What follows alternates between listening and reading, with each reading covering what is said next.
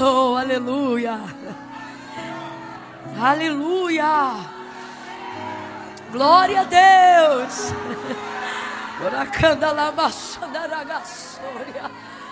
Oh, Jesus. Jesus.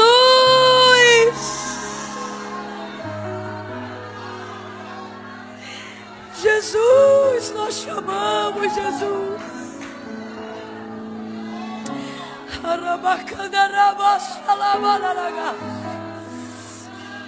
Oh, estenda a sua adoração a Ele. Estenda a sua adoração a Ele. Levante uma das suas mãos, diga alguma palavra bonita para Ele. Elogie a pessoa bendita do Espírito Santo de Deus. Diga para Ele que Ele é a força da sua vida. É Ele quem te dá a paz que a tua alma tanto almeja. Diga que é somente na presença dEle que você se sente completo, completa, vivo, esperançoso. Aleluia. Oh, aleluia. Aleluia, porque dEle, por Ele e para Ele são todas as coisas. Ainda antes que houvesse dia, Ele já existia, e não há quem possa fazer escapar das suas mãos. Operando o Senhor, quem impedirá? Quem impedirá? Quem impedirá? Ninguém pode impedir a igreja.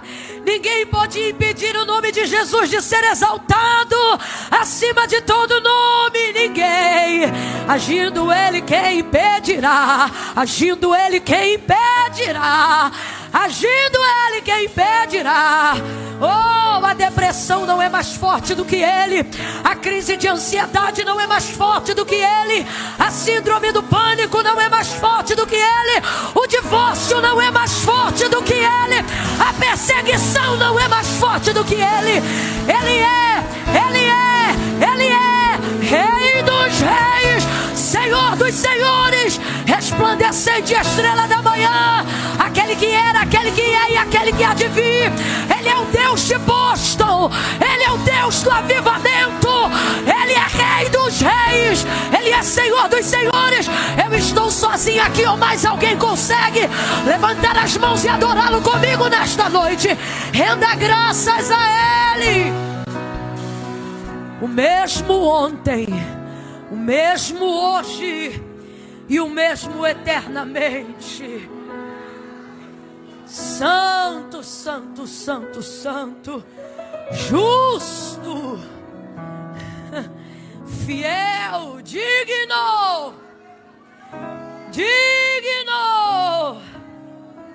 Você tem duas opções nessa noite: me ver adorar ou adorar também. Se eu fosse você, eu aceitava a segunda. Porque enquanto você o adora, Ele te renova. Enquanto você o adora, Ele te sara. Enquanto você o adora, Ele te toca.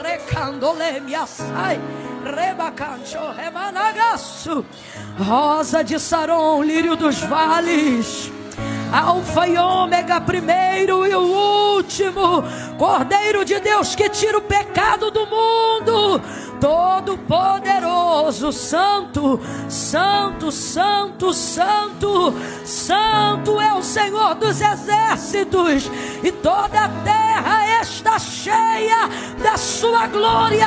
Ainda antes que houvesse dia, Ele já existia, e não há quem possa fazer escapar das suas mãos. Não há. Operando Ele, quem impedirá? Porque desde a antiguidade com o ouvido não se ouviu, nem com o olho se viu outro Deus além de ti, que trabalha.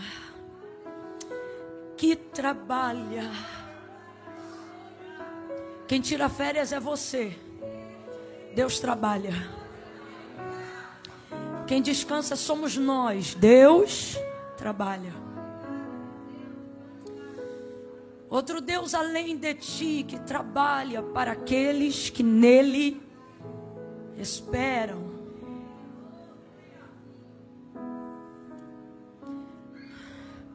O expediente de Deus é para aqueles que esperam nele.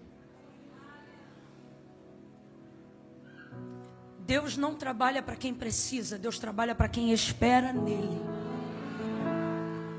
Camille, tem diferença? Tem diferença. Você precisa absorver completamente esse entendimento hoje, porque senão, em pouco tempo, Deus que hoje você diz que está adorando aqui, vai se tornar na sua concepção um Deus injusto. Quando você vê que Ele tem poder para abençoar pessoas das quais você julga merecedoras da bênção, e ver que elas não estão sendo favorecidas por Ele. Deus, se o Senhor está vendo que aquele ali está enfermo, por que o Senhor não cura? É uma pessoa tão boa. Deus, se o Senhor está vendo que aquela mãe solo luta com tanta dificuldade para sustentar a família, por que o Senhor, sabendo que é provedor, não abre logo uma porta melhor para ela? Então, se você não compreender que a mão de Deus se move por expectativa e não pressionada por necessidade, se você não entender isso, o Deus que hoje você diz adorar nesse culto aqui desta noite, em pouco tempo você se virará contra Ele, achando que você tem mais noção de senso de justiça e de bondade do que Ele próprio, achando que necessidade é o critério principal para que Deus abençoe alguém. E eu preciso dizer isso aqui, eu não programei dizer isso aqui, mas Deus está mandando que eu diga isso aqui. Ele está dizendo para mim, diga ao meu povo que eu não trabalho por pressão de necessidade. O expediente, diga comigo, expediente. É o tempo do trabalho de Deus. Não é para quem precisa, é para quem espera. Mas como que espera? Passivamente? Não. Para quem cria expectativa. O que é isso? O tempo de Deus é para quem desenvolve fé. Fé. O que é a fé? Prova das coisas que se não veem, certeza das coisas que se... Então Deus trabalha para quem? Para quem tem fé. Vamos lá? Deus trabalha para quem? Deus se move em prol de quem? Deus abre porta para quem? O turno, o expediente, o trabalho responsável de Deus. Eu não estou falando sobre viver da misericórdia. Eu estou falando sobre viver do compromisso de Deus dizer, eu cuido de você. Eu cuido dos teus filhos. Tua casa é minha responsabilidade. Teus boletos também são meus. É disso que eu estou falando, de expediente. Isso é para quem tem fé. Não é para quem precisa, é para quem espera nele. Quem está entendendo, diga amém. Esse Deus está trabalhando por nós em pleno sábado. Camila, mas eu ouvi dizer que no 7º dia ele descansa. Foi assim lá no Gênesis, e Deus fez isso para nos dar exemplo. Mas depois daquele dia, nunca mais. Olha para o teu irmão e diz, nunca mais. Nunca mais. Olha o que o texto diz, porque desde a antiguidade, com o ouvido não se ouviu, com o olho não se percebeu, outro Deus além de ti, que trabalha por aqueles que nele... Jesus vai ser assunto aos céus, vai pegando sua Bíblia aí, permaneça de pé. Jesus vai ser assunto aos céus e antes de ir, vai preparar seus discípulos para essa despedida. E olha o que Jesus vai dizer. Meu pai trabalha até agora. Qual é a impressão que você tem quando Jesus fala isso? Meu pai trabalha até... A impressão que você tem não é que ele não parou? Sim ou não? Sim ou não? Não só que não parou, mas que também não para nunca. É ou não é? Ele diz assim, eu vou para o meu pai porque meu pai até agora trabalha e eu também trabalho. Então, de cara, irmão, essa palavra serve muito para a galera que está aqui na América correndo atrás de trabalho. Seu trabalho não é justificativa para você não servir a Deus. Jesus está dizendo, entenda, é como se ele dissesse, eu duvido vocês trabalham mais do que eu, e eu trabalho até agora. Meu pai também trabalha, e nós estamos trabalhando em prol de um reino. Então veja, ele trabalha, o pai trabalha, seus servidores são trabalhadores. Então a impressão que você tem é que ele não para, e de fato, ele não para. Eu trabalho até agora, meu pai também trabalha, todo mundo trabalhando. Então, você compreende que Deus não para. Hoje você está aqui celebrando ao Senhor, mas Deus não está descansando. Deus está, bora, Deus está trabalhando. Deus está trabalhando, então isso é bíblico. Camila, mas o texto não diz também que ele descansou só naquele dia? Que dia que ele descansou? Depois de criar todo o mundo. Ele criou o universo e no 7º dia ele descansou. E depois ele criou o homem. E aí? Nunca mais. Eu vejo isso um pouco na paternidade daqueles que já são pais. Eu ainda não tive o privilégio de ser mãe, mas creio que ainda serei. Amém. E uma coisa eu ouço em comum entre homens e mulheres. Quando eu pergunto para alguém que já é pai, que já é mãe, eu digo assim: e aí, quando tem o filho, o que muda? O olho de todo mundo, a pupila dilata imediatamente. E eles dizem assim: tudo. Muda tudo. Dizem isso imediatamente. Eu tenho para mim que isso é um princípio divino, que isso também aconteceu com Deus. Porque, rapaz, ele criou sol e descansou, lua e descansou, terra, firmamento, céu, e no 7º dia ele, mas depois que ele fez você e eu, depois que ele criou o homem, olha para o teu irmão e diga: nunca mais. Você não falou, semeou, diga: nunca mais. Ele descansou, para que você pudesse descansar.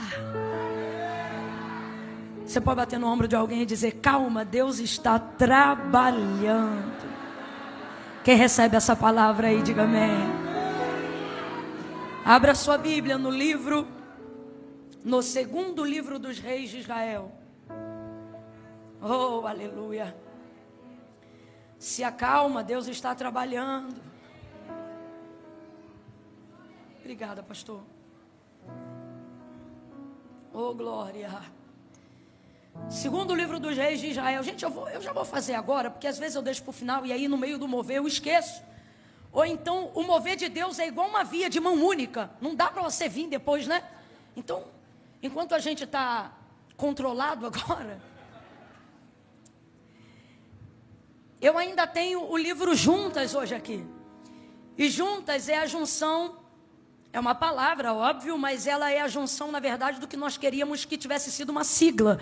O que significa juntas? Jesus uniu o nosso tempo para avivamento e salvação. Por isso ficou juntas.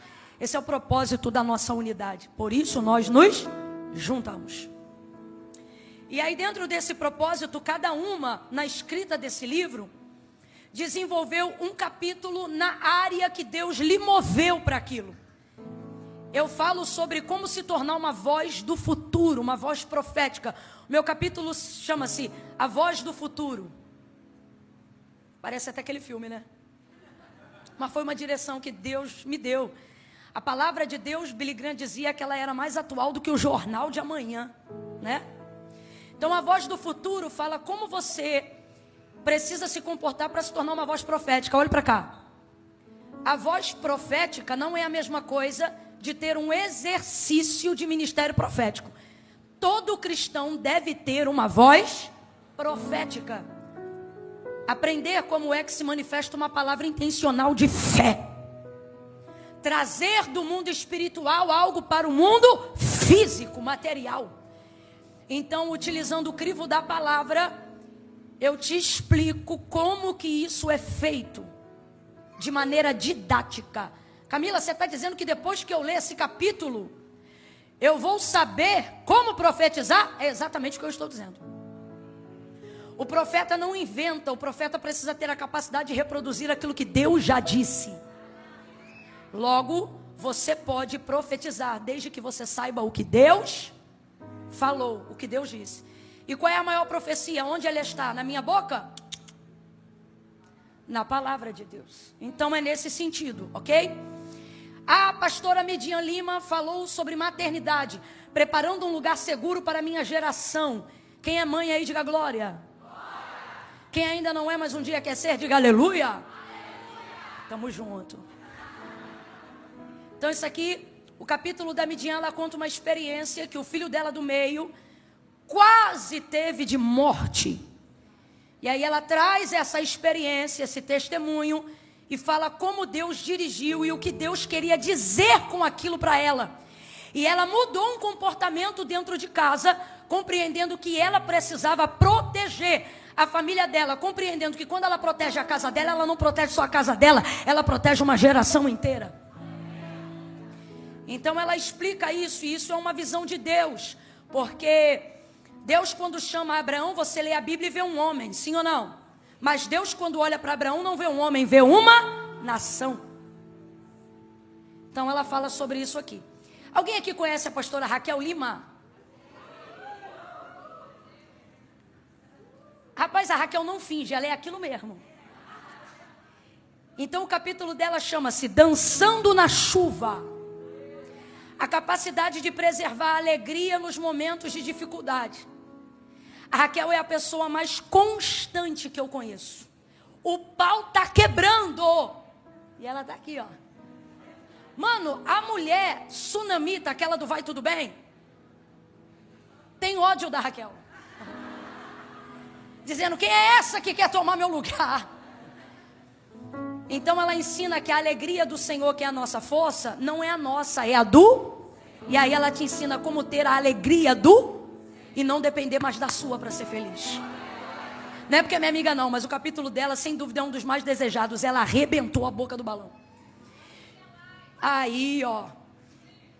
Pronto. E no último, Gabriela Lopes, ela fala sobre romper, como romper para entrar no novo. Camila, por que você está usando esse tempo para falar isso? Porque de verdade, eu não quero que você leve só para me abençoar. De verdade, irmãos, o Senhor tem nos abençoado. Só que a bênção, a Bíblia diz que é uma via de mão dupla. Então, se é para levar para decoração, não leva, compra um troço ali na TD Maxx. Hoje eu fui lá, coisa mais linda. Quase chorei, dá vontade de levar papel de presente para o Brasil. É um negócio de louco. Mas não, Camila, eu entendo que vai agregar conhecimento, valor. Leva e leia, porque esse livro foi ungido para que quem nunca conseguiu ler nada consiga ler ele inteiro. Diante de Deus, essa foi a oração e a unção que a gente derramou sobre esse livro. Então a Gabriela fala sobre como romper o novo. Ah, Camila, como romper o novo eu não preciso saber não. O novo chega, tá tudo bem, é aí que você se engana. É a parte mais difícil. Por quê? Porque você é bom de luta, você é bom de peleja. Você é bom de desconfiar, de ficar armado. Quando a bênção vem, você suspeita do cenário do cumprimento da promessa. Porque o tempo da bênção não se compara ao tempo da luta. Vamos falar a verdade? O que dura mais? O tempo da bênção ou o tempo da luta? Então, quando a bênção vem, você não está tão pronto quanto pensa para receber ela. Então você desconfia de tudo. Você espera um tempão o cara perfeito. Quando o cara chega, você diz, duvida, isso é lobo. Não tem como. Uma vez eu pregando, eu falei assim, hoje, no exercício do espírito da profecia, eu disse assim, hoje, isso foi em Pernambuco, eu disse, hoje, aquele homem que tu ora há mais de 20 anos, quem sabe não é hoje, o culto era tarde, 3 horas da tarde, Abreu e Lima, quem sabe não é hoje, que ele entra por essas portas e faz uma aliança com Deus. Rapaz, 10 minutos depois de eu falar, estava fazendo o convite, me entra um homem de bermuda, de calça, meio barrigudinho, e ele vem entrando. Ele veio para buscar a irmã, como ele sempre fazia. Sempre chegava, mas nunca entrava, para buscar. Neste dia o homem entrou. Quando ele entrou, todo mundo conhecia, era o marido da irmã. A igreja gritou, recebeu, celebrou. E a irmã, triste. Estou te falando diante de Deus. Quando terminou o culto, eu falei para ela, eu percebi que todo mundo celebrou, mas você não celebrou. O que aconteceu? Aí ela, pastor, eu estou orando há 20 anos. Hoje, assim, do nada ele entra. Eu estou desconfiado, eu botei a mão na cabeça dela e falei, o sangue de Jesus tem poder. Eu não estou brincando, eu falei sério. Eu disse, irmã, você está suspeito. Você acha o quê? Que no céu tem lixão de oração? Então a gente tem dificuldade de aceitar o novo. Está aí o testemunho de uma querida, nunca mais eu esqueço, Claudinha Canção, do Canção e Louvor.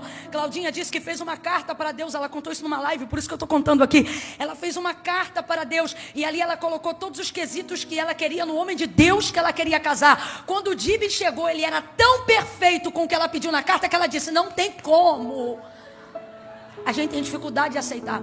Então a Gabriela trafegou com maestria bíblica nessa área, para que você aceite o tempo do consolo, da recompensa.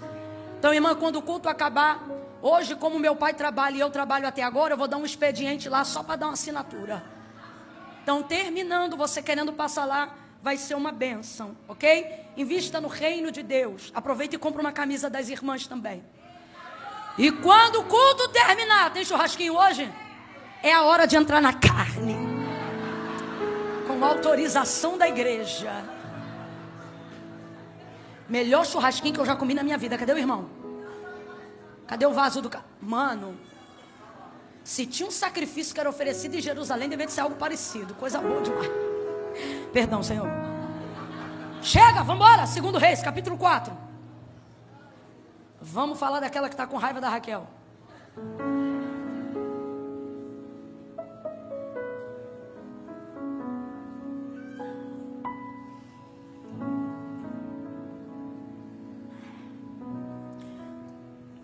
Segundo livro dos Reis, capítulo 4, versículo 8 em diante. Quem achou, diga amém. Amém. Certo dia passou Eliseu por Sunem, onde se achava uma mulher rica, a qual o constrangeu a comer pão. Daí, todas as vezes que passava por lá, entrava para comer. Ela disse a seu marido certo dia: vejo que este que sempre passa por nós é santo homem de Deus. Vejo que este que sempre passa por nós é o que, gente? Façamos-lhe em cima um pequeno quarto, obra de pedreiro, e ponhamos-lhes nele uma cama, uma mesa, uma cadeira e um candeeiro. E quando ele vier à nossa casa, se retirará para ali. Um dia, vindo ele para ali, retirou-se para o quarto e se deitou. Então disse ao seu moço Geazi: chama a sunamita. Chamando a ele, ela se pôs diante do profeta, e este dissera ao seu moço: diga-lhe assim, tu tens nos tratado com tanto zelo, tanta abnegação, que se há de fazer por ti? Haverá alguma coisa que se fale em favor de ti ao rei ou ao comandante do exército? E ela respondeu: habito no meio do meu povo. Então disse o profeta: que se há de fazer por ela? E Geazi respondeu: ora, ela não tem filho, e o seu marido é avançado em idade. Disse Eliseu: chama ela. E chamando-a ela, ela se pôs à porta, e disse-lhe o profeta: por este tempo, daqui a 1 ano, abraçarás a um filho. E ela disse: não, meu senhor, homem de Deus, não mintas a tua serva. Porém a mulher concebeu, deu à luz a um filho, no tempo determinado, no ano seguinte, como Eliseu lhe dissera. E você diz? Amém. Senta dando glória a Deus aí.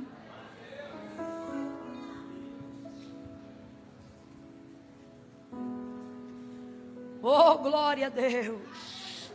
Estamos juntos? Nós estamos literalmente juntas hoje. Seu blazer é lindo, cara.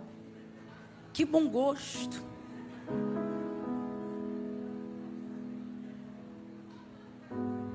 Entendeu agora, né? Tu é devagar. Aleluia. Oh, glória. Ainda tem um ainda bem que eu vim aí, Jesus? Irmãos, eu havia separado uma palavra que estava em Gênesis. E estava pedindo de Deus confirmação. E o Senhor confirmou a palavra que Ele queria, não a que eu escolhi. E por isso, 2 Reis, capítulo de número 4. Se for da vontade do Senhor,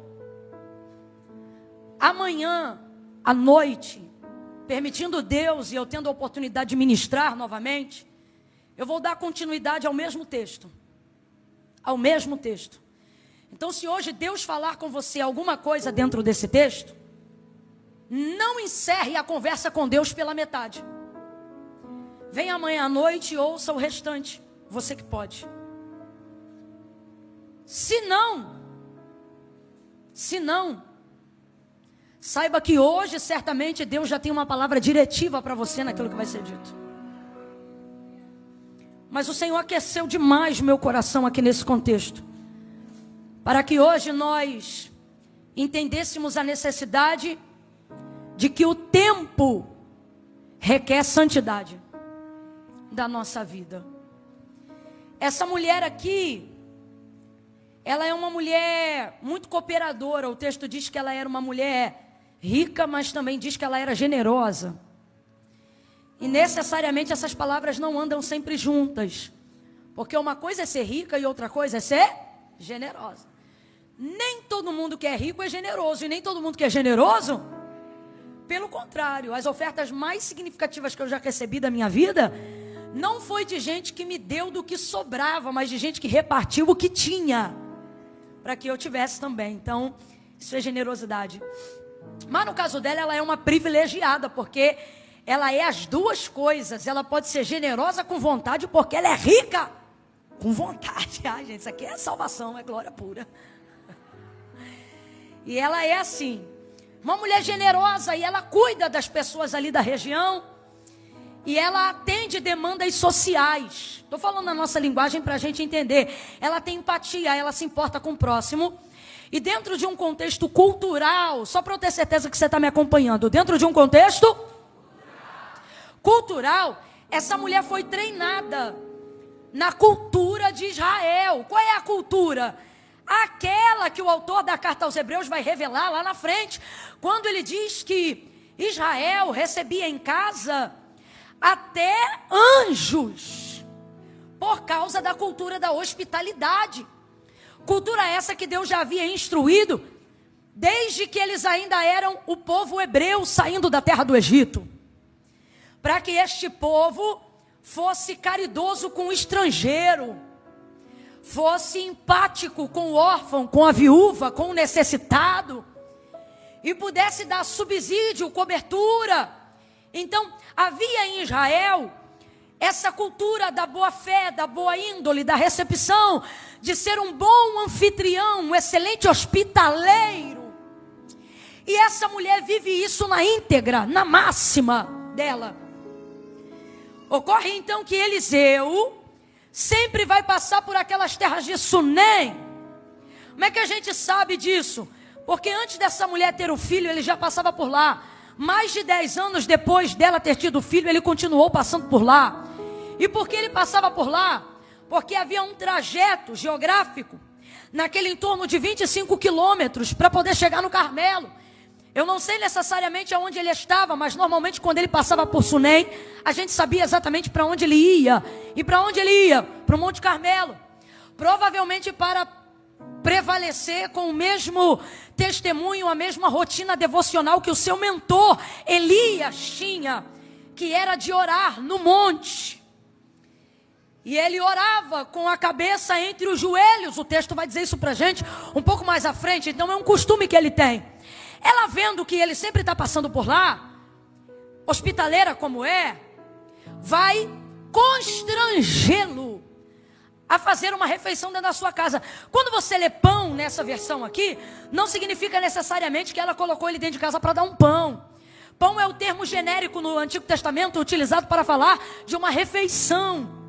Então ela constrange positivamente. O que é constranger positivamente, Camila? Existe isso? Existe. A minha avó, ela dizia: quem quer dar, não oferece, entrega. Alguém aqui já ouviu essa expressão? A gente era muito pobre, então se você chegasse lá em casa, a minha avó ensinava a gente que, se você fosse a nossa visita, que a gente não te oferecesse nada, que a gente pusesse as coisas na mesa. E aí, se você quiser, você comia. E se você não quisesse, problema é teu, você nunca ia poder dizer que a gente não deu. Na cabeça da minha avó, era exatamente assim. Então, se a minha avó percebesse que a gente estava oferecendo alguma coisa para alguém: ô fulano, tem isso aqui, você quer? Rapaz, ela brigava com a gente na hora. Ela dizia: quem quer dar não oferece, entrega. E essa sunamita parece que conheceu minha avó Denira. Ela é muito nessa pegada. Ela não oferece. Por quê?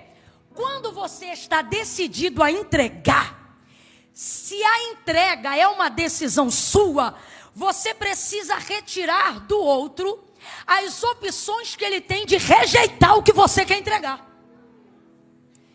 E essa é a entrega mais visceral, mais íntegra, mais legítima, mais verdadeira que pode existir. Qual? Aquela que não dá ao outro a opção de rejeitar. Por isso o texto diz que ela o constrangeu. Não significa que ela o envergonhou. Significa que ela entregou com tanta legitimidade que deixou ele sem condições de rejeitar o que ela estava oferecendo. Então ele foi obrigado a entrar. E ao entrar, ela o serve muito bem. E isso vai acontecer algumas vezes, ao ponto que depois de um tempo, ela não precisa mais convidar ele para entrar. Uma fraternidade, uma amizade de família, porque o marido dela está envolvido dentro do contexto, acontece entre o profeta e aquela família.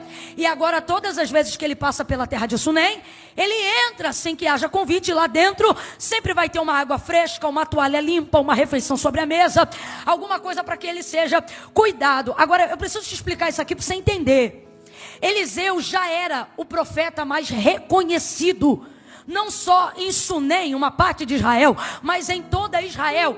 A característica até visual dele comunicava quem ele era. As pessoas sabiam quem Eliseu era, e todos em Israel sabiam que Eliseu era profeta. E ele não era só um profeta, ele era o profeta. Por quê? Porque aquilo que Elias fez, quantitativamente falando, Eliseu já estava operando 2 vezes mais. E como evidência de que ele recebeu a porção dobrada da virtude que estava sobre a vida do seu mentor Elias, foi-lhe dada a capa, a famosa capa de Elias.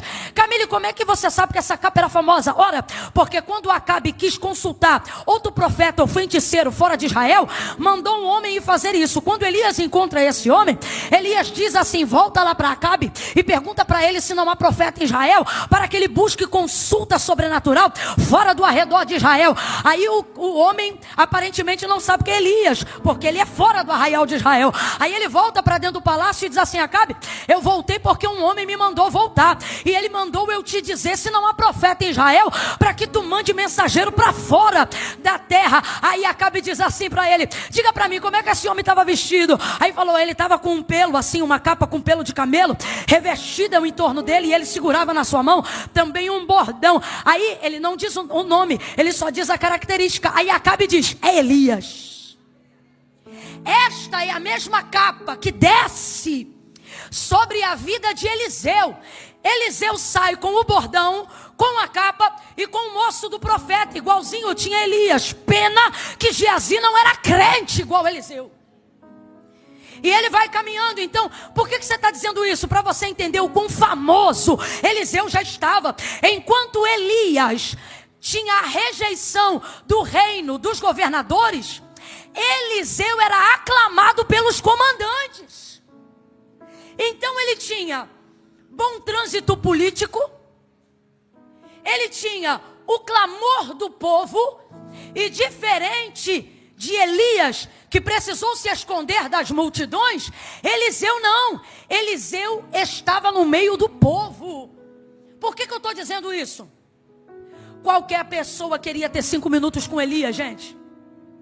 Elias era aquela pessoa que, se ele orasse para abrir, abriu. Se ele orasse para fechar, fechou. Se ele dissesse levanta, considere de pé, entende? E essa mulher vai receber esse homem reconhecidamente como profeta, pelo qual Deus fala ao seu povo por intermédio dele. Só que eu quero que você se atente a isso, e é sobre isso que nós vamos falar nessa noite. Essa mulher não se relaciona com o ministério profético de Eliseu em nenhum momento.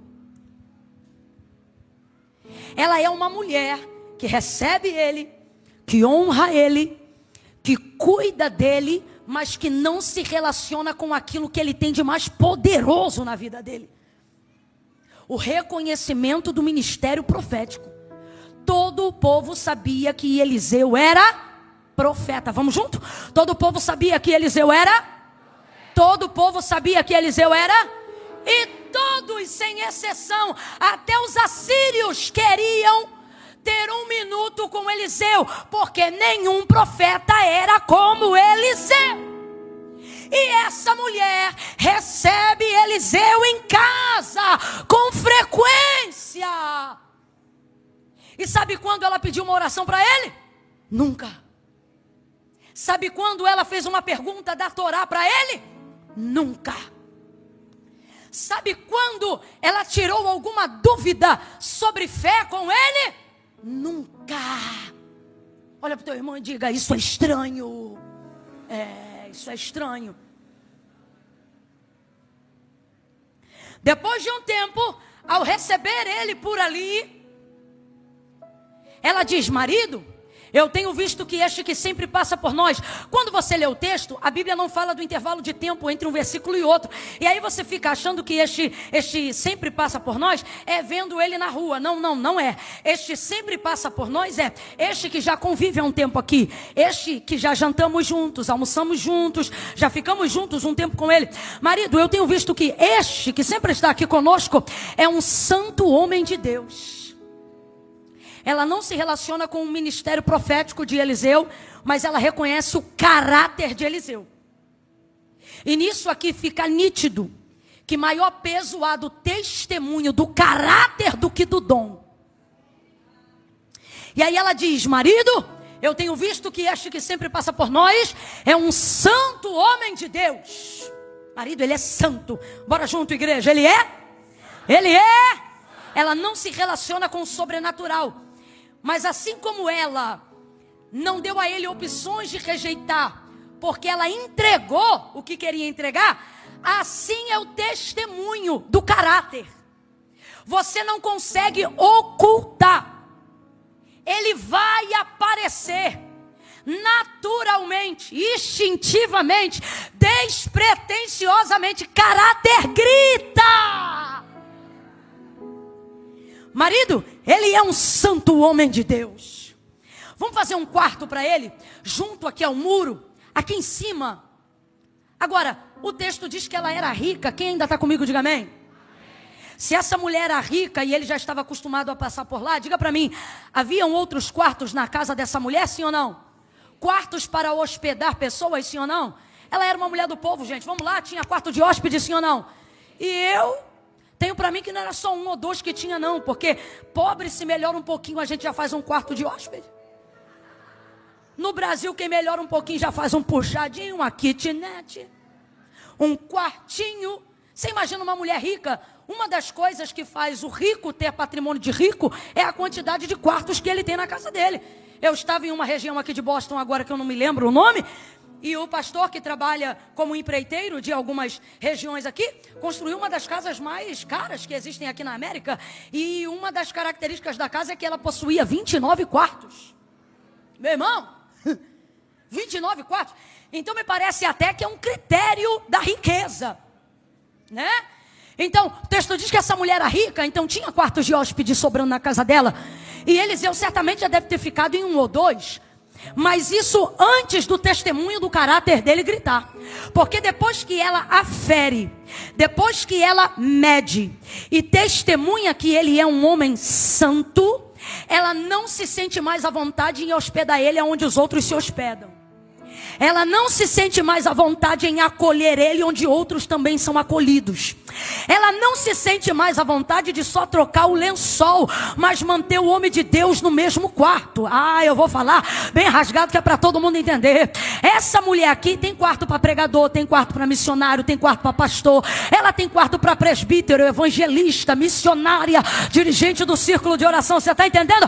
Ela tem quarto para quem tem cargo, para quem tem status, para quem está atrelado ao hall de membros da igreja. Ela tem quarto para quem toma santa ceia. Ela tem quarto para quem é líder do departamento dos homens, das mulheres. Ela tem quarto para todas essas pessoas. Só que no padrão de santidade que ela vê em Eliseu, é a primeira vez. Então ela não se sente confortável de dar a alguém tão exclusivo, tão personalizado, algo que é comum aos outros. Então ela fala: marido, vamos fazer um quarto para ele. A minha versão Almeida, corrigida e atualizada, vai dizer assim, obra de pedreiro. Gente, Quem é que gosta de fazer uma obra e ainda morar na casa que está fazendo obra? Cadê você, doido? É tu? Gabi, tem misericórdia. Não, você gosta, não, você precisa. Não é isso? É isso, isso aí eu também já fiz. Agora, hobby. Ah, vamos embora botar uma massa aqui e lixar a parede, vamos? Não, você faz porque precisa. A mulher é rica, a mulher tem vários quartos, mas decide fazer uma obra de pedreiro. Será que ela não pensou que poderia reformar algum quarto e personalizar o quarto reformado para Eliseu, a fim de que ele sentisse que está entrando num ambiente novo e exclusivo, e então fechar aquele quarto e tornar aquele quarto um quarto que só Eliseu utilizaria todas as vezes que fosse para lá? Mas não, a santidade de Eliseu não permite a ela a comodidade de reformar o que já existe. O que é ser santo, gente? Ser santo é ser separado. Ser santo é ser consagrado. Ser santo é estar fora da via comum. Eu vou falar algo que talvez escandalize alguém, mas às vezes vai ser bom tomar um sustinho de santidade. O que você vai dizer, Camila? Santidade ainda paga bem. Santidade ainda recompensa melhor do que o exercício de qualquer dom ou ministério que você possa desenvolver. Eu não sei para quem, mas Deus trouxe a gente hoje aqui, e o que Ele está dizendo é: santifica e deixa a recompensa comigo. Consagra e deixa a recompensa comigo. Mano, não faz lógica. A mulher rica, o que não falta é quarto, reforma um e coloca o homem. Mas cadê a paz? Para fazer por ele o que está acostumado a fazer pelos outros. Deus está colocando no meu coração para eu dizer isso aqui. Tem gente que por causa do teu caráter não vai ter paz. Não vai ter paz para te dar o mesmo salário que todo mundo recebe, para te fazer passar pela mesma porta que os outros passaram, para te obrigar a viver o mesmo método que outros estão vivendo. Deus te trouxe nessa noite e Ele está dizendo: para quem se santifica, o quarto é exclusivo. Para quem se santifica, o lugar é personalizado. Para quem se santifica, eu faço algo novo. Para quem se santifica, a geografia é nova.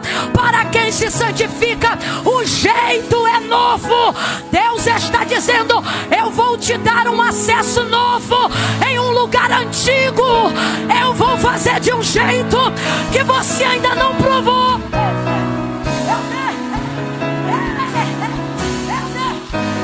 Seja profeta, bota a mão no ombro de alguém e diga: vem um quarto no pavimento superior.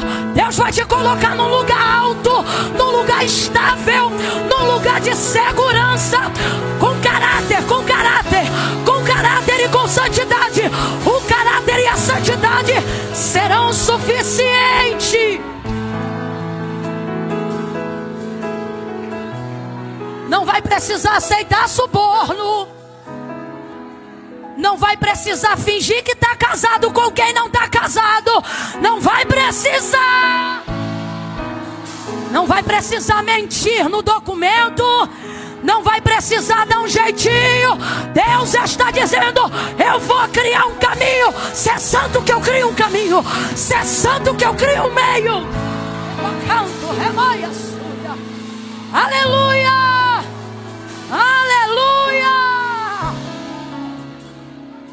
Aleluia! Agora, vamos lá. Camila, eu não sei se vale a pena pagar o preço, né? De santidade. Irmãos, você já percebeu como Satanás quer colocar a santidade e a religiosidade no mesmo plano? Como se uma fosse espelho da outra. E não tem nada a ver, mas por que Satanás trabalha com esse sofisma? Para fazer você acreditar que ser santo não é atraente. Que ser santo não é interessante. Que ser santo fará de você endurecido, robustecido, segregado pejorativamente. Só que isso é uma mentira. Se você olhar para o texto de Daniel, só um exemplo de santidade. Se você olhar para o texto de Daniel, você vai ver que ele assenta no coração dele. Os amigos fazem igual, mas fazem por influência e não por imposição. Veja como santidade é atraente. Ele decidiu no coração dele, ele não falou que ninguém tinha que fazer. Quem fez foi ele. E ele comunicou o que ele havia decidido no coração dele para os amigos, que eram cativos com ele na Babilônia, outros príncipes cativos de Judá. E decidiu, assentou no seu coração, não se contaminar com o manjar do rei. O vinho que ele bebia, a comida que ele comia.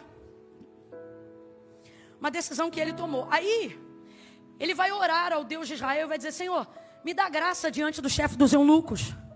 Ele queria se santificar. E ele não queria se santificar para punir, para ser o mais maravilhoso. Não.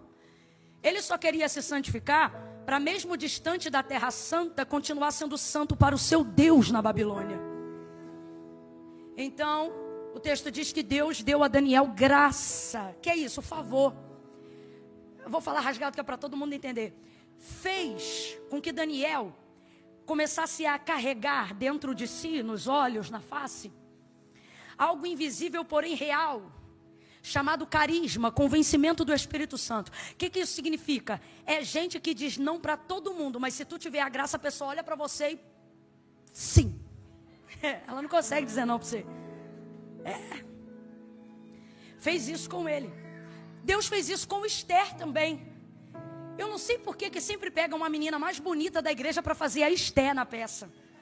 Rapaz, isso não está na Bíblia. O texto não diz que ela era mais bonita. Pelo contrário, no Império Medo-Persa, com todo respeito, falando a nível de características biológicas, dificilmente uma judia superaria os traços de uma mulher do Império Medo-Persa. Contudo, o texto diz que a Esther, Deus não deu beleza, Deus deu graça, favor. É por isso que tu vê gente que não canta cantando. Tu vê gente que não prega pregando. Tu vê gente que não é líder pastoreando com excelência. E isso buga a nossa mente, porque o mais feio, porque o mais cabeçudo, porque o outro nem é assim, nem é assado. E Deus dizendo, não tem beleza, ainda não tem muita sabedoria, ainda tem muito polimento, mas graça eu já derramei desde o primeiro dia. Eu amo esse Deus que confunde a gente, né? Graça. Aí Daniel recebeu esse favor de Deus. Quando ele foi falar para o chefe dos eunucos a experiência que ele queria fazer, ele disse, olha, eu peço-te 10 dias que se nos deem legumes a comer e água a beber, e então o Senhor veja a nossa aparência diante de ti. Se o Senhor julgar que a gente está melhor e não pior, mantenha essa dieta para a gente. Ele diz, ok, eu vou fazer isso. 10 dias, dá legume e água, legume e água, legume e água. Cabo final de 10 dias, quando percebeu que os outros, que comiam a porção do manjar do rei, comiam a carne, o vinho, e enfim, os banquetes reais, estavam de um jeito, mas Daniel e seus amigos estavam melhores. O texto diz que Daniel e os seus amigos estavam melhores, mais bonitos, mais fortes, mais saudáveis, mais atraentes. Ao ponto que muita gente passa batido por cima do texto, mas há algo ali que eu acho fantástico. O chefe dos eunucos pega a dieta de Daniel e dos amigos e bota nos outros. É como se ele dissesse assim, agora vocês vão comer também o que eles estão comendo. Por quê? Porque o que eles estão comendo deixou eles melhor do que vocês. E como daqui a 1 ano, daqui a 3 anos, todo mundo vai ter que aparecer diante do rei, ele não quer uma categoria boa e a outra ruim. Como essa foi a que sobressaiu, agora tome legume também. Tome água também, mas e um vinhozinho, é água. Para mim, a luta contra a vida de Daniel já começou ali. Os caras que viraram conselheiro depois, desgraçado, nunca mais eu tomei vinho por causa daquele dia que você... Sou eu que estou falando isso, tá? Aí veja, o caldeu não é espiritual, irmão. Caldeu, para nós hoje aqui, aplicação, simbologia, tipologia de gente do mundo. Não tem o Espírito de Deus, mas a santidade é algo que pode ser aferido até por um carnal. A espiritualidade é algo que só pode ser aferido por um espiritual. Mas a santidade é algo que pode ser atestado até por um homem carnal. Até por um homem natural, você vai encontrar ao longo da sua jornada, se você for um santo homem de Deus, se você for uma santa mulher de Deus, gente que não vai saber o porquê você é assim, mas vai te respeitar. É gente que normalmente diz assim: eu não sei porque eu me arrepio quando estou perto de você, eu não sei porquê, quando eu estou perto de você eu não consigo xingar palavrão, eu não sei porquê, mas quando, olha, não mexe com fulano não, eu não sei o que fulano tem, mas fulano é diferente. Até o carnal, o caldeu vai atestar a santidade, a performance melhorada de Daniel e dos amigos dele. E ali a gente começa a ver um padrão de santidade sendo desenvolvido na vida de Daniel. E isso não deixou ele mal. Isso não só deixou ele bem, como deixou bem os seus amigos, como se tornou influência para os outros que estavam ao redor dele. Mas o que Satanás quer fazer com a igreja? O que Satanás quer fazer com a gente como pessoa? Ele quer tentar incutir na nossa mentalidade que santidade é retrógrado, que santidade e religiosidade são a mesma coisa, que quem é santo é otário ou é hipócrita incubado. Então ele começa a colocar na nossa cabeça que quanto menos santo você parecer, mais pessoas você vai ganhar. Que quanto mais descolado você parecer, mais bacana a aparência da igreja vai ter. Só que o que Deus está dizendo pra gente é que a santidade mentirosa, ela traz mais dano do que o pecado verdadeiro. Mas a santidade verdadeira é mais atraente do que qualquer desejo pecaminoso. É isto que a santidade prova. Daniel não ficou pior enquanto se santificava, Daniel ficou melhor. Abre essa boca em nome de Jesus. Daniel não ficou pior enquanto se santificava, Daniel ficou melhor. Santidade te melhora. Santificação te promove. Que Deus conceda a você ainda esse ano bênçãos das quais o ministério que você tem não justifica. Bênção das quais, eu estou profetizando, o dom que você tem não justifica.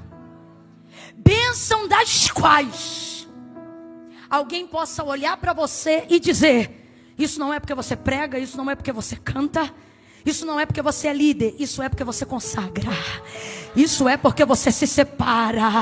Isso é porque você não faz fofoca por temor a Deus. Isso é porque você não mente por amor a Deus.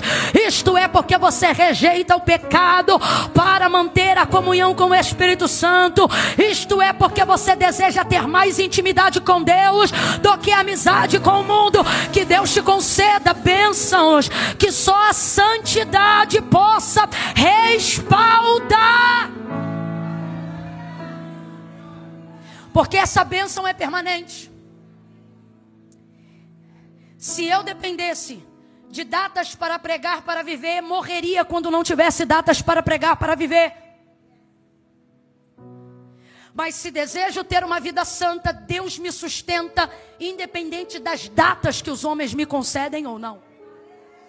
O que você está dizendo, Camila? Estou usando o meu exemplo, mas você pode aplicar o seu.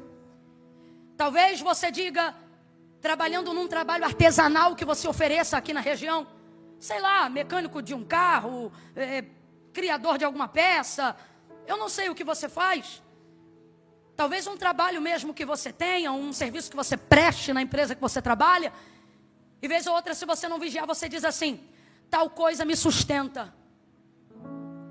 Pois você deveria dizer: trabalho em tal coisa, mas quem me sustenta é Deus. Agora, são todos que podem dizer Deus me sustenta? Não. Porque ser sustentado por Deus também requer oferecer a Ele um expediente de santidade. Por isso que tem gente preferindo ser humilhado na mão do homem. Porque não passaria na entrevista de emprego com Deus. Mas eu quero te incentivar hoje a fazer uma entrevista com Deus a partir de hoje. E eu não estou falando sobre viver integral no ministério, porque eu estou aqui pregando nessa noite que o teu caráter te dará mais respaldo do que o teu exercício ministerial. Então não fique pensando que eu estou falando sobre segurar microfone. Eu estou falando sobre ser pregador mesmo quando tua boca não estiver aberta. Eu estou falando sobre ter um testemunho tão forte que lá no banco onde você trabalha, lá na casa onde você limpa, lá no local de trabalho que você presta serviço, alguém perceba quando ele passa por aqui, algo diferente fica nesse lugar. O que é isto? O que é isto?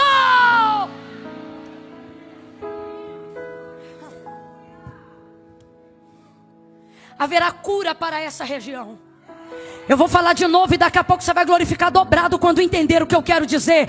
Haverá cura para esta região. Ela constrói então, ela se envolve numa obra por causa dele, meu irmão. Ela se envolve num incômodo por causa dele, mas o texto revela porque ela era abnegada. Ela não está preocupada com o incômodo que ela vai ter, ela está preocupada com o benefício que ele terá. Eu vou profetizar. Quando você decidir viver uma vida santa, Deus vai colocar no teu caminho gente que não vai se preocupar com o incômodo que a tua vida vai trazer. Gente que vai se ocupar em se abnegar para promover a plataforma que você precisa. Para abrir... Eu estou sentindo graça de Deus. Você ora há tantos anos pedindo uma equipe, ora há tantos anos pedindo um time, ora há tantos anos pedindo funcionário. Você ora há tantos anos pedindo do teu lado gente de confiança. Você diz: Deus, eu tenho projetos grandes, mas eu preciso de pessoas grandes do meu lado. Deus está dizendo: haverá um tempo de tsunamita para a tua vida. Eu vou colocar gente abnegada no teu caminho, gente que não vai querer sugar teu ministério, gente que vai te dar plataforma para exercer aquilo que Deus colocou sobre você. Ela entra numa obra, completa aí para mim por favor. Ela entra numa obra, vai encher a casa de poeira, de pau, para poder fornecer para ele a independência, a liberdade que ele precisa para ter o descanso que ela imagina que é ideal na casa dela para ele. Ela quer dar a ele independência. Eu declaro, irmãos, que para aqueles que decidirem consagrar ao Senhor, Deus vai botar no teu caminho gente que não vai te usar, gente que vai te dar liberdade para ser usado por Deus. Aí ela constrói um quarto e talvez você lê o texto comigo e diga: Camila, a mim não parece interessante porque o texto diz que o quarto era pequeno. Só que não é sobre o quarto ser pequeno, é sobre a posição privilegiada do quarto. O texto sugere que a arquitetura da casa é linear e só um quarto está em cima. É o de quem? É o de quem? Eu já tive o privilégio, por bondade e misericórdia de Deus e do ministério que o Senhor tem me confiado, de ficar em alguns lugares muito bonitos. Mas eu percebi algo em comum entre alguns hotéis desses lugares mais bonitos. Por exemplo, há muitos lugares que, se te derem uma visão privilegiada da cidade ou de um ponto turístico, o quarto se torna mais caro à medida que ele sobe. Agora, eu fiquei assustada porque às vezes o do primeiro andar é exatamente o mesmo tamanho do superior. E aí você pergunta: por que é igual? É a mesma cama, a mesma mesa? Rapaz, você olha para o quarto, é igual. Só que o valor da diária é o triplo, é o quádruplo. E parece que quanto mais sobe, mais caro vai ficando. E aí, certa feita, eu perguntei para a recepcionista, eu ainda muito simples, não entendia, e ela disse que o quarto não era cobrado o valor mais caro pelo tamanho, mas pela posição. Porque a vista, e nunca mais eu vou esquecer esse termo, porque a vista é privilégio. Marido, façamos um quarto em cima, junto ao muro da nossa casa. Deus está dizendo: aquele que consagra não fica na linha comum horizontal. Rapaz, você está entendendo que ela está pegando o subsídio dela, as posses dela. Você está entendendo que ela está pegando o investimento dela e criando uma plataforma para ele subir. Ela está criando um jeito para ele ir para uma posição privilegiada. Rapaz, se isso não é honra, eu não sei mais o que é. Ela poderia, na perspectiva de honrá-lo moderadamente, pensar assim: a gente reforma a nossa suíte e a gente faz o nosso quarto uma suíte nova. Mas não, ele é santo. Para ele tem que ser novo, tem que ser personalizado. E eu quero honrar o caráter santo dele, porque homem como ele, eu eu não vi, é o que comunica. Então ela vai usar o que ela tem para promover uma plataforma para ele subir. Igreja, não duvide. Assim diz o Senhor: se vocês se santificarem hoje, como o Senhor fez a Josué para a tomada da terra, amanhã eu farei maravilhas no meio de vós. Deus há de levantar gente para investir.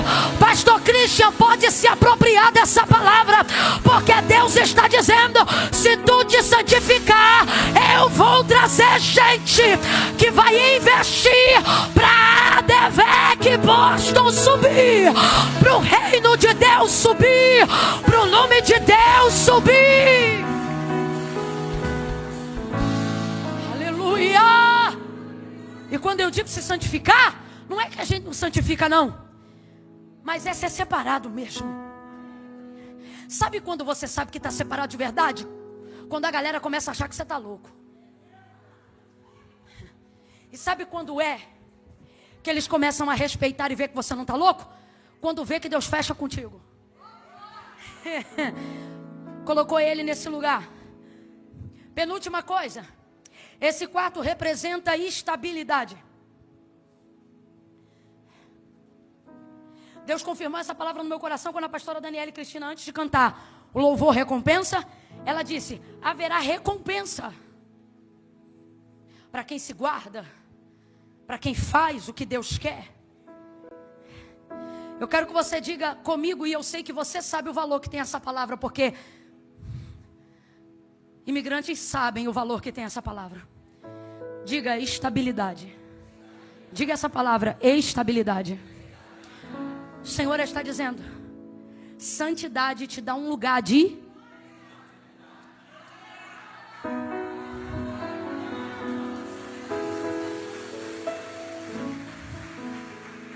aleluia, estabilidade. Ela dá a ele um lugar de estabilidade. Ela dá a ele um lugar de liberdade. Esse quarto, fora da casa, mas no terreno da casa, mostra que ele não precisa mais da autorização dela para ter acesso. Chegando, ele entra, ele vem. Veja quantas coisas ele conquistou pelo caráter. Visão privilegiada, estabilidade, liberdade, sem ter profetizado uma palavra, sem ter feito uma oração pela mulher, sem ter dito nenhum eis que te digo. Sabe o que pagou a escritura desse quarto? Santidade. Sabe o que tornou ele proprietário da estabilidade e da própria liberdade? Deus nos trouxe aqui nessa noite para dizer: santidade vai construir o chão que você precisa. Santidade vai te fazer latifundiário no terreno que você quer pisar. Santidade vai te dar liberdade que nem todo patrocínio do mundo poderia te dar. Deus está nos chamando a um compromisso nessa noite. Ele está dizendo: a porta da oportunidade para quem quer se santificar está aberta nessa noite. Não é santo para se tornar falso, hipócrita ou pior, arrogante. Ou orgulhoso da própria santidade, porque esse pecado vai levar para o inferno tanto quanto qualquer outro. O orgulho da santidade. Mas para aqueles que desejarem se santificar, vai acontecer exatamente o que aconteceu com Eliseu. Deus vai preparar um lugar para você. E depois, Camila, depois ele vai te usar.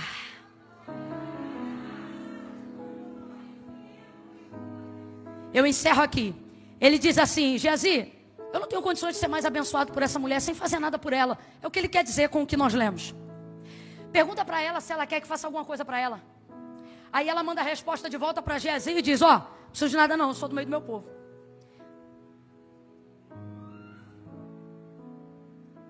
Aí Geazi diz assim: ó, isso foi o que ela disse, mas eu percebi que ela não tem filho. Ele diz: chama ela aqui. Quando ela para na porta do quarto que ela construiu para ele, ele diz assim: neste tempo determinado, cabo de 1 ano, tu conceberás e darás à luz a um filho. Ele está dando para ela a mesma estabilidade e a mesma segurança que ela deu para ele. Por quê? Porque ter um filho naquele dia era manter teu nome no testamento se teu marido morresse. Você lembra, o marido dela era... Se ela não tivesse um filho com ele, o dinheiro não ficava para ela e o patrimônio também não, ficava para a família dos irmãos dele.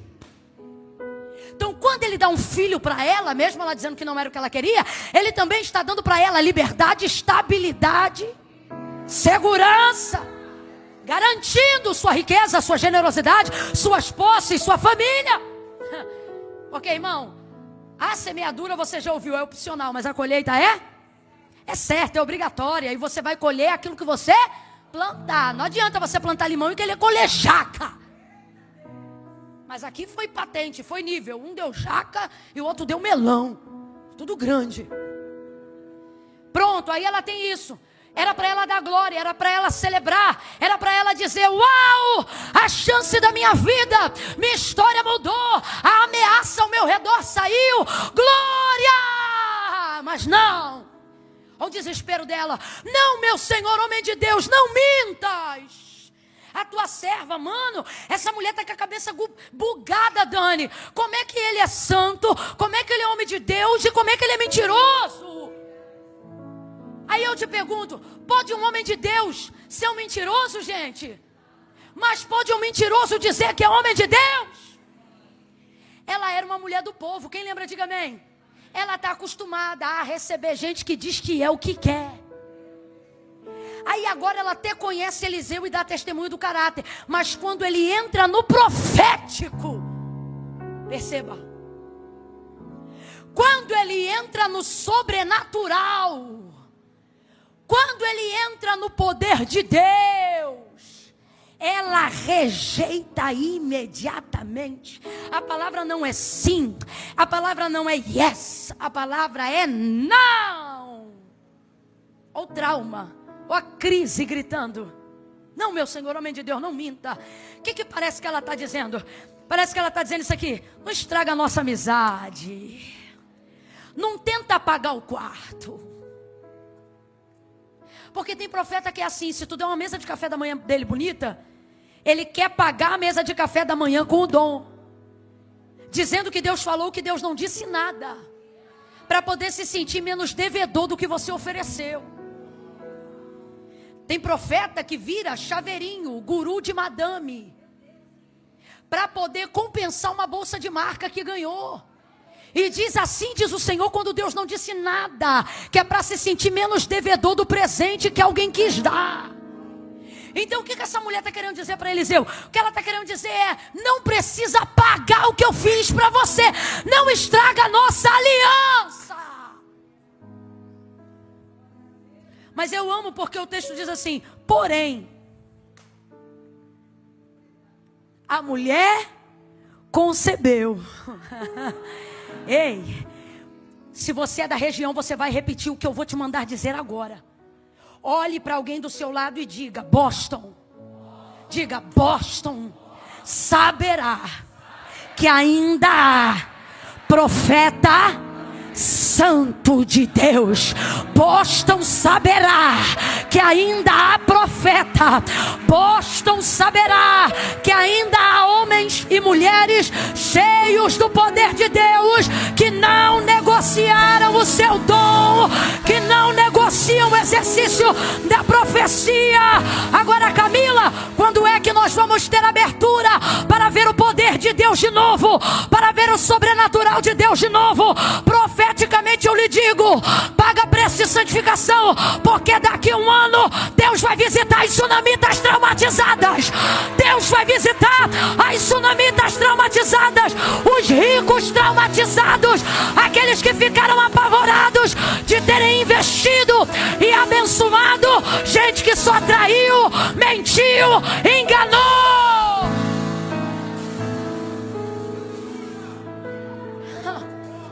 Aleluia!